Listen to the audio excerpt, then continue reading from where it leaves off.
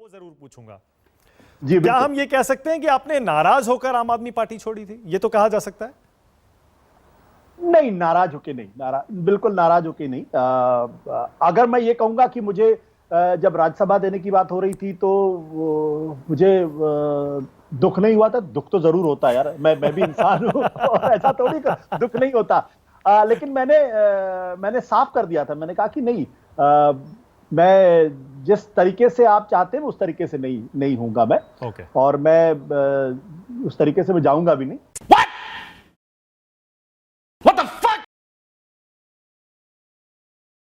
आपको अगर राज्यसभा भेज दिया जाता तब तो मेरे ख्याल से आप राजनीति नहीं छोड़ते, क्योंकि कम से कम 5 साल के लिए तो आप बन जाते फिर। नहीं, ऐसा नहीं है। राज्यसभा एक समय था जब उन्होंने मुझे ऑफर किया था कि आप चले जाइए, तो मैंने कहा था कि नहीं, मेरी एक शर्त थी। मैंने कहा कि नहीं, मैं इस शर्त पे नहीं जाऊंगा। अब मुझे पता है आप सिर्फ इशारा कर रहे हैं क्योंकि आपने एक फैसला किया है कि आप पार्टी के अंदर की बातों को पब्लिकली नहीं कहेंगे, लेकिन मैं समझ गया। उस समय हमें पता है जब 2 बिजनेसमैन को राज्यसभा भेजा गया था तब काफी उस पर बवाल भी हुआ था। गजब बेइज्जती है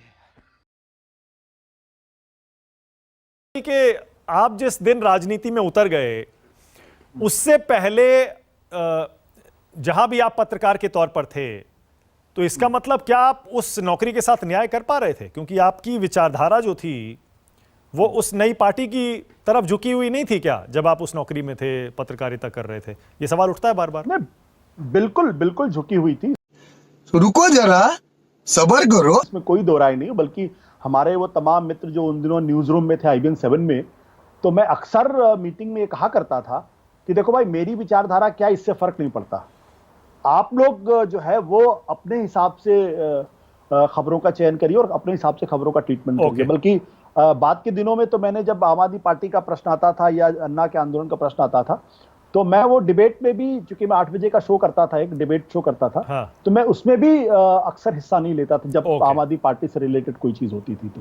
लेकिन ये मैं जानता हूं कि लोग मेरी बातों पर यकीन नहीं करेंगे, लेकिन जनता को आप मूर्ख समझना बंद कर दीजिए। इस प्रकार की बचकाना बातें किसी के गले नहीं उतरती। उन्होंने भेजा और एक तरीके से मेरे ऊपर दबाव डलवाया कि आप लिखे। मैंने कहा नहीं, मैं जानता हूं कि मुझे लिखना होगा, लेकिन आज नहीं। जब इतिहास में जरूरत पड़ेगी तब मैं शायद लिखूंगा, लेकिन अभी लिखना मेरे लिए शायद बेईमानी होगी। और मैं शायद वो ठीक नहीं करूंगा। अगर करूंगा तो बहुत अपने आप बड़ी नाइंसाफी करूंगा, अपने मित्रों के साथ नाइंसाफी करूंगा, जिन्होंने मुझ पर भरोसा किया था। बहुत अच्छी बातें उनके साथ शेयर की, कुछ कटु बातें भी होती हैं। लेकिन जब आप कमरे के अंदर बैठ के फैसले कर रहे होते हैं तो वो उसमें गोपनीयता बहुत जरूरी होती है, विश्वास बहुत जरूरी होता है। नहीं, जाहिर है हिपोक्रेसी की भी सीमा होती है। अगला सवाल हालांकि वही था, जब आप टीवी पर आप फूट कर रोए थे, बहुत बुरी तरह रोए थे और हर कोई देख सकता था उसको। क्या वो दिन था आशुतोष जिस दिन आपने तय कर लिया था कि बस अब हो गया, अब और राजनीति नहीं? उस दिन तो शुरुआत हुई थी। मतलब उस दिन से मन में एक सवाल जरूर खड़ा हो गया था, यार राजनीति ऐसी नहीं होनी। और एक बड़ी दिलचस्प बात बताता हूं मानक, राजनीति में इंसानी स्वभाव का जो सबसे क्रूर, सबसे विद्रूप, सबसे जो घटिया चेहरा होता है इंसान का, वो मुझे देखने को मिला। इस सज्जन को क्या तकलीफ है भाई? क्या तकलीफ है इनको?